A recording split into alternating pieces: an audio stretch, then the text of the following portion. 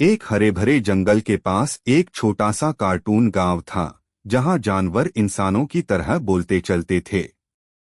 उसी गांव के किनारे एक बड़ी चट्टान के नीचे रहती थी मेहनती चींटी चिंकी। चिंकी बहुत छोटी थी, लेकिन उसका हौसला बहुत बड़ा था। वह रोज सुबह जल्दी उठकर अनाज के दाने इकट्ठा करती और उन्हें अपने बिल में जमा करती। बाकी चींटियां उसे देखकर कहती, अरे चिंकी, थोड़ा आराम भी कर लिया करो। लेकिन चिंकी मुस्कराकर कहती, मेहनत करने से कभी नुकसान नहीं होता। उसी जंगल में रहता था खूंखार कुत्ता शेरू।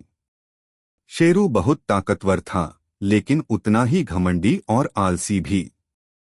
वह दिन भर पेड़ की छाया में सोता रहता और छोटे जानवरों को डराता धमकाता। उसे लगता था कि ताकत ही सब कुछ है। वह अक्सर चींटियों को देखकर हंसता और कहता, इतनी छोटी होकर क्या कर लोगी? जिंदगी तो ताकत वालों की होती है। एक दिन जंगल में खबर फैल गई कि तेज बारिश और तूफान आने वाला है। सभी जानवर अपने अपने घर सुरक्षित करने लगे। चिंकी और उसकी टोली दिन रात मेहनत करने लगी।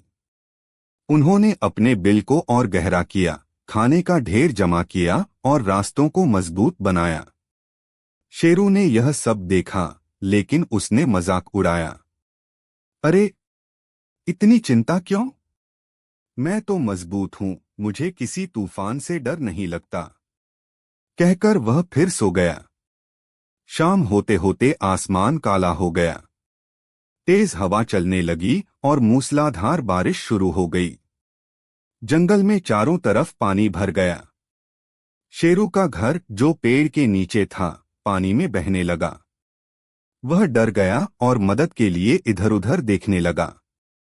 उसी समय चिंकी ने शेरू की आवाज सुनी। हालांकि शेरू ने हमेशा उसका मजाक उड़ाया था, फिर भी चिंकी का दिल दया से भर गया।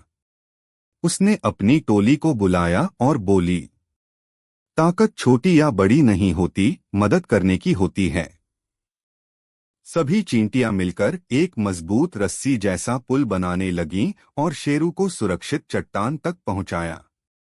शेरू शर्म से झुक गया।